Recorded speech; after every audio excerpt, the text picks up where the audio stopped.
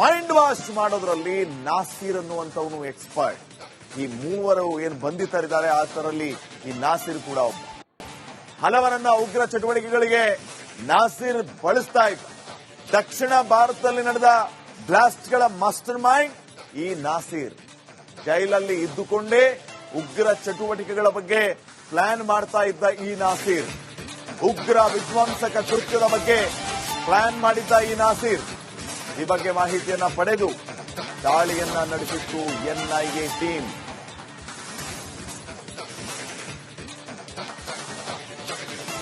ನಾಸೀರ್ ಯಾರು ಅನ್ನೋದನ್ನು ನಾವು ಗಮನಿಸ್ತಾ ಹೋದ್ರೆ 2008ರ ಸರಣಿ ಬಾಂಬ್ ರೂವಾರಿ ಈ ನಾಸೀರ್. ಹಾಗೇನೆ ಮಂಗಳೂರು ಕುಕ್ಕರ್ ಬಾಂಬ್ನ ಸ್ಫೋಟದಲ್ಲಿ ಭಾಗಿಯಾಗಿದ್ದು ಈ ನಾಸೀರ್. ಶಿವಮೊಗ್ಗದಲ್ಲಿ ಉಗ್ರ ಚಟುವಟಿಕೆಗಳ ಮಾಸ್ಟರ್ ಮೈಂಡ್ ಈ ನಾಸೀರ್. ರಾಮೇಶ್ವರಂ ಕೆಫೆ ಬ್ಲಾಸ್ಟ್ನ ಮಾಸ್ಟರ್ ಮೈಂಡ್ ಈ ನಾಸೀರ್. ಸ್ಲೀಪರ್ ಸೆಲ್ಗೆ ನೇರ ಕಾಂಟ್ಯಾಕ್ಟ್ ಇರುವಂತದ್ದು ಈ ನಾಸೀರ್.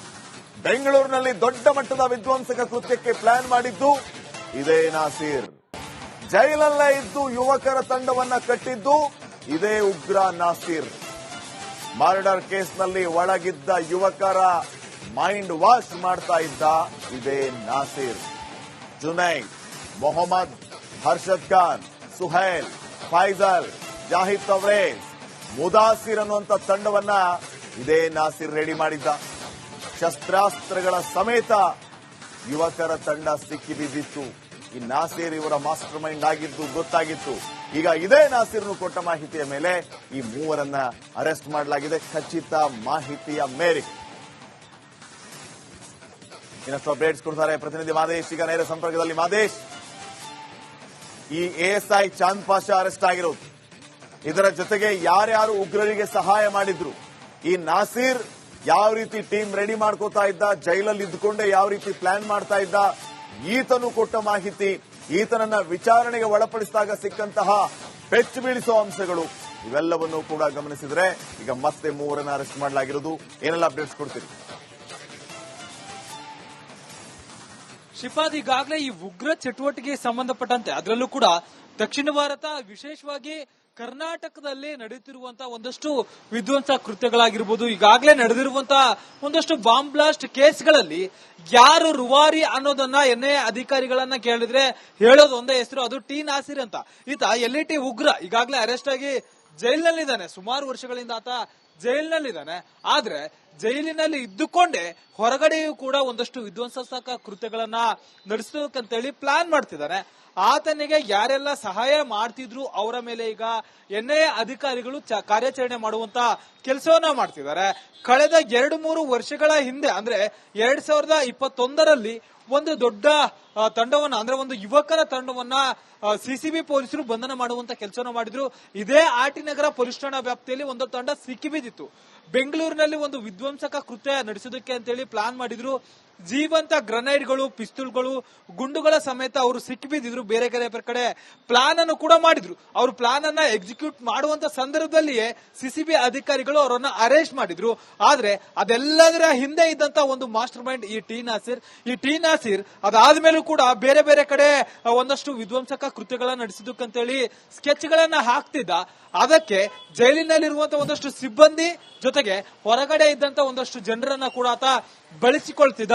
ಒಂದಷ್ಟು ಕಮ್ಯುನಿಕೇಶನ್ಗಾಗಿರ್ಬೋದು, ವಸ್ತುಗಳನ್ನ ತರೋದಕ್ಕಾಗಿರ್ಬೋದು, ಯಾರ್ಯಾರಿಗೆ ಏನೇನ ಕಮ್ಯುನಿಕೇಶನ್ ಮಾಡಬೇಕು, ಎಲ್ಲೋಗಿ ಭೇಟಿ ಮಾಡಬೇಕು, ಯಾವ ಜಾಗವನ್ನ ಹುಡುಕ್ಬೇಕು ಅನ್ನೋದಕ್ಕೆ ಸಂಬಂಧಪಟ್ಟಂತೆ ಒಂದಷ್ಟು ಜನರನ್ನ ಆತ ಬಳಸಿಕೊಳ್ತಿದ್ದ.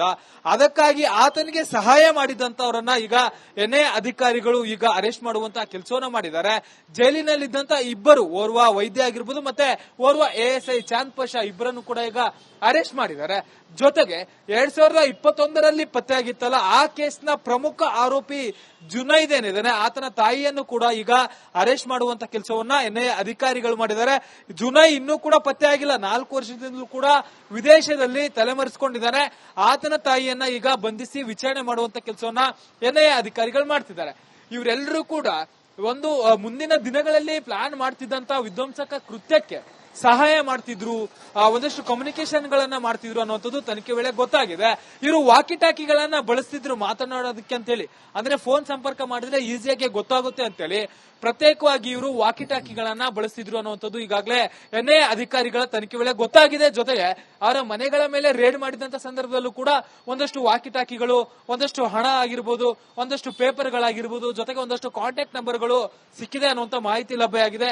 ಆ ಒಂದು ಮಾಹಿತಿಗಳ ಆಧಾರದ ಮೇಲೆ ಈಗ ಎನ್ಐಎ ಅಧಿಕಾರಿಗಳು ತನಿಖೆ ಮಾಡುವಂತ ಕೆಲಸ ಮಾಡ್ತಿದ್ದಾರೆ. ಮೂವರನ್ನು ಕೂಡ ಇಂದಿರಾನಗರದಲ್ಲಿರುವಂತಹ ಎನ್ಐಎ ಕಚೇರಿಯಲ್ಲಿ ವಿಚಾರಣೆ ಮಾಡುವಂತ ಕೆಲಸನ ಮಾಡ್ತಿದ್ದಾರೆ. ಅವರ ಮೊಬೈಲ್ಗಳನ್ನ ಪರಿಶೀಲನೆ ಮಾಡ್ತಿದ್ದಾರೆ. ಕಳೆದ 6-7 ತಿಂಗಳುಗಳಿಂದ ಕೂಡ ಸತತವಾಗಿ ಇವರು ಯಾರನ್ನ ಸಂಪರ್ಕ ಮಾಡಿದ್ದಾರೆ, ಎಲ್ಲೆಲ್ಲಿ ಹೋಗಿದ್ದಾರೆ, ಎಲ್ಲೆಲ್ಲಿ ಭೇಟಿ ಮಾಡಿದ್ರು ಅನ್ನೋದಕ್ಕೆ ಸಂಬಂಧಪಟ್ಟಂತೆ ತನಿಖೆ ಮಾಡ್ತಿದ್ದಾರೆ. ಜೊತೆಗೆ ಅವರ ಬ್ಯಾಂಕ್ ಡೀಟೇಲ್ಸ್ ಗಳು, ಅವರು ಮತ್ತೆ ಅವರ ಕುಟುಂಬಸ್ಥರು ಮತ್ತೆ ಸಂಬಂಧಿಕರ ಬ್ಯಾಂಕ್ ಡೀಟೇಲ್ಸ್ ಗಳನ್ನು ಕೂಡ ಎನ್ಐಎ ಅಧಿಕಾರಿಗಳು ಪರಿಶೀಲನೆ ಮಾಡುವಂತ ಕೆಲಸವನ್ನ ಮಾಡ್ತಾರೆ. ಯಾಕಂದ್ರೆ ಈ ಒಂದು ಆರೋಪಿಗಳಿಗೆ ಎಲ್ಲಿಂದ ಹಣದ ಸಂದಾಯ ಆಗ್ತಿತ್ತು ಅನ್ನೋದಕ್ಕೆ ಸಂಬಂಧಪಟ್ಟಂತೆ ಒಂದಷ್ಟು ಪರಿಶೀಲನೆ ಮಾಡುವಂತ ಕೆಲಸವನ್ನ ಮಾಡ್ತಿದ್ದಾರೆ. ಈ ಹಣದ ಸಂದಾಯ ಎಲ್ಲದಕ್ಕೂ ಕೂಡ ಕಮ್ಯುನಿಕೇಶನ್ ಮಾಡ್ತಿದ್ದು ಈ ಟಿ ನಾಸೀರ್ ಜೈಲಿನಲ್ಲಿದ್ದಂತಹ ಒಂದು ASI ಆಗಿರ್ಬೋದು, ಜೊತೆಗೆ ವೈದ್ಯ ಆಗಿರ್ಬೋದು, ಅವರಿಬ್ಬರಿಗೆ ಜೈಲಿನ ಮೂಲಕ ಈತ ಇನ್ಸ್ಟ್ರಕ್ಷನ್ ಕೊಡ್ತಿದ್ದ. ಹೊರಗಡೆ ಆ ಇಬ್ಬರು ಅಂದ್ರೆ ASI ಮತ್ತೆ ವೈದ್ಯ ಏನಿದ್ದಾನೆ ಅವರಿಬ್ಬರು ಕೂಡ ಹೊರಗಡೆ ಇದ್ದಂತ ವ್ಯಕ್ತಿಗಳಿಗೆ ಕಮ್ಯುನಿಕೇಶನ್ ಮಾಡ್ತಿದ್ರು ಅನ್ನುವಂಥದ್ದು ಮೇಲ್ನೋಟಕ್ಕೆ ಈಗ ಗೊತ್ತಾಗಿದೆ. ಎಲ್ಲಾ ವಿಚಾರವಾಗಿ ಕೂಡ ಈಗ ಎನ್ಐಎ ಅಧಿಕಾರಿಗಳು ತನಿಖೆ ಮಾಡ್ತಿದ್ದಾರೆ. ಏನ್ ಇವರು ಪ್ಲಾನ್ ಮಾಡಿದ್ರು, ಎಲ್ಲಿ ಏನಾದ್ರೂ ಮುಚ್ಚಿಟ್ಟಿದ್ದಾರಾ, ಅಂದ್ರೆ ಒಂದಷ್ಟು ಶಸ್ತ್ರಾಸ್ತ್ರಗಳನ್ನ ಇವ್ರು ಎಲ್ಲಾದ್ರೂ ಮುಚ್ಚಿಟ್ಟಿದ್ದಾರಾ, ಬೇರೆ ಇವ್ರಿಗೆ ಇನ್ನೂ ಎಷ್ಟು ಜನ ಕಾಂಟ್ಯಾಕ್ಟ್ ಇದ್ದಾರೆ. ಈಗಾಗಲೇ ಕೋಲಾರದಲ್ಲೂ ಕೂಡ ದಾಳಿ ನಡೆಸುವಂತ ಕೆಲಸವನ್ನ ಎನ್ಐಎ ಅಧಿಕಾರಿಗಳು ಮಾಡಿದ್ರು. ಜೊತೆಗೆ ಉತ್ತರ ಕರ್ನಾಟಕದಲ್ಲೂ ಕೂಡ ಇವರು ಸಂಚನ ರೂಪಿಸ್ತಿದ್ರು ಅನ್ನುವಂಥದ್ದು ಗೊತ್ತಾಗಿದೆ. ಆ ಒಂದು ನಿಟ್ಟಿನಲ್ಲಿ ಈಗ ತನಿಖೆ ಮಾಡುವಂತ ಕೆಲಸವನ್ನು ಮಾಡ್ತಿದ್ದಾರೆ. ಇವರ ಪ್ಲಾನ್ ಏನಾಗಿತ್ತು, ಮುಂದಿನ ಸ್ಟೆಪ್ ಏನಾಗಿತ್ತು ಅನ್ನೋದಕ್ಕೆ ಸಂಬಂಧಪಟ್ಟಂತೆ ಎನ್ಐಎ ಅಧಿಕಾರಿಗಳು ತನಿಖೆ ನಡೆಸುವಂತ ಕೆಲಸವನ್ನ ಮಾಡ್ತಿದ್ದಾರೆ. Shripad, okay, thank you Madesh ಮಾಹಿತಿಗಾಗಿ. ಮೈಂಡ್ ವಾಶ್ ಮಾಡೋದ್ರಲ್ಲಿ ನಾಸೀರ್ ಅನ್ನುವಂಥವನು ಎಕ್ಸ್ಪರ್ಟ್. ಈ ಮೂವರು ಏನು ಬಂಧಿತರಿದ್ದಾರೆ ಆತರಲ್ಲಿ ಈ ನಾಸೀರ್ ಕೂಡ ಒಬ್ಬ. ಹಲವರನ್ನ ಉಗ್ರ ಚಟುವಟಿಕೆಗಳಿಗೆ ನಾಸೀರ್ ಬಳಸ್ತಾ ಇದ್ದ. ದಕ್ಷಿಣ ಭಾರತದಲ್ಲಿ ನಡೆದ ಬ್ಲಾಸ್ಟ್ಗಳ ಮಾಸ್ಟರ್ ಮೈಂಡ್ ಈ ನಾಸೀರ್. ಜೈಲಲ್ಲಿ ಇದ್ದುಕೊಂಡೇ ಉಗ್ರ ಚಟುವಟಿಕೆಗಳ ಬಗ್ಗೆ ಪ್ಲಾನ್ ಮಾಡ್ತಾ ಇದ್ದ ಈ ನಾಸೀರ್. ಉಗ್ರ ವಿಧ್ವಂಸಕ ಕೃತ್ಯದ ಬಗ್ಗೆ ಪ್ಲಾನ್ ಮಾಡಿದ್ದ ಈ ನಾಸೀರ್. ಈ ಬಗ್ಗೆ ಮಾಹಿತಿಯನ್ನ ಪಡೆದು ದಾಳಿಯನ್ನ ನಡೆಸಿತ್ತು ಎನ್ಐಎ ಟೀಮ್.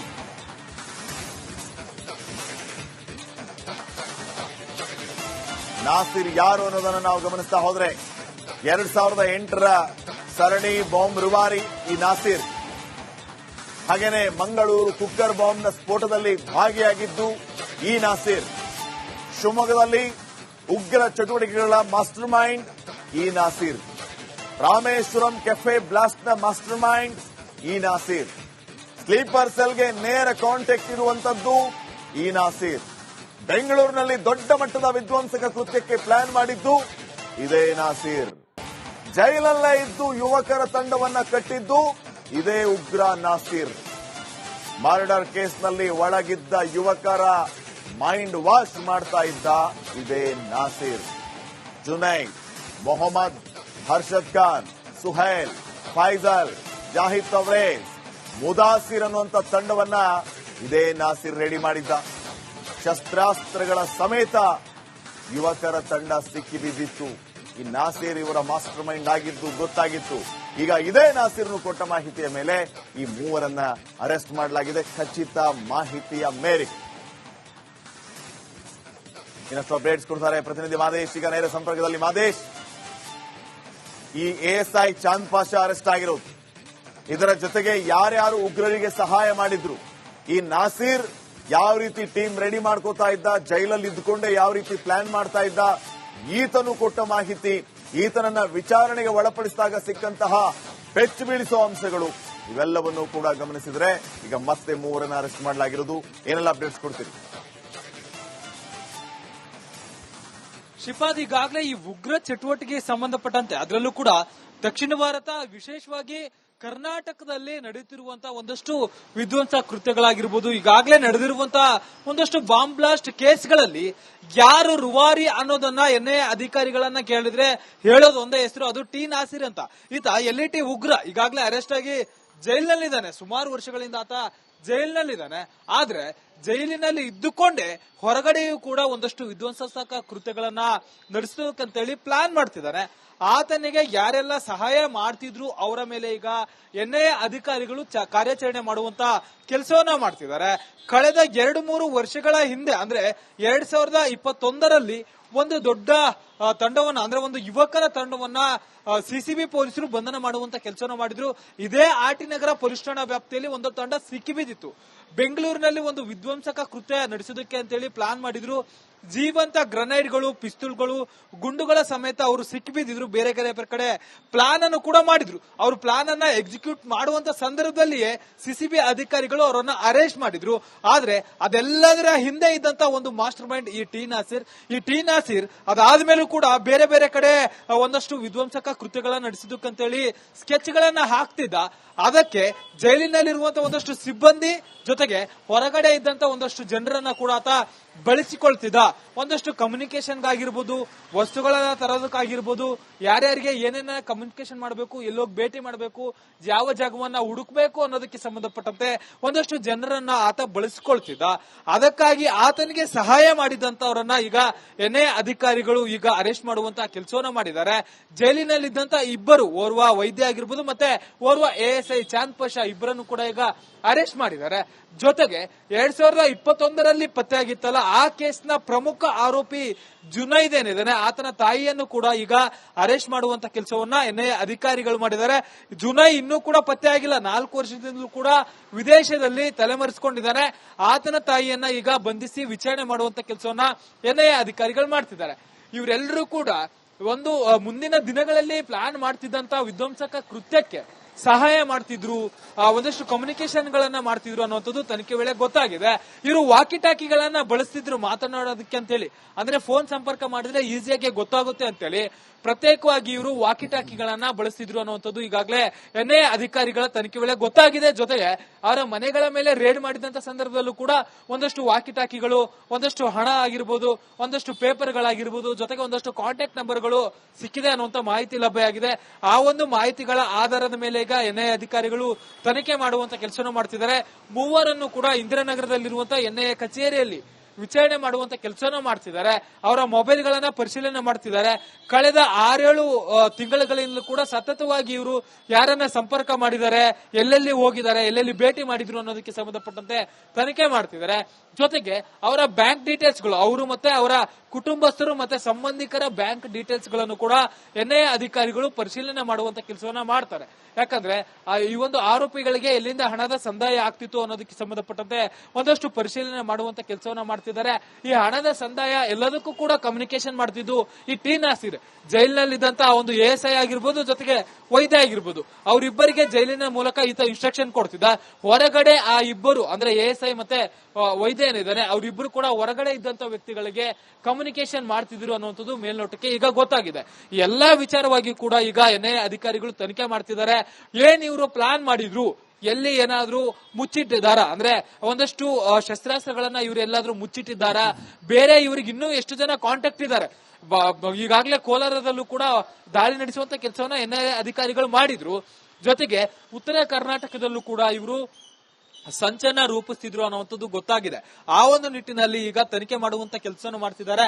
ಇವರ ಪ್ಲಾನ್ ಏನಾಗಿತ್ತು, ಮುಂದಿನ ಸ್ಟೆಪ್ ಏನಾಗಿತ್ತು ಅನ್ನೋದಕ್ಕೆ ಸಂಬಂಧಪಟ್ಟಂತೆ ಎನ್ಐಎ ಅಧಿಕಾರಿಗಳು ತನಿಖೆ ನಡೆಸುವಂತ ಕೆಲಸವನ್ನ ಮಾಡ್ತಿದ್ದಾರೆ. Shripad, okay, thank you Madesh ಮಾಹಿತಿಗಾಗಿ.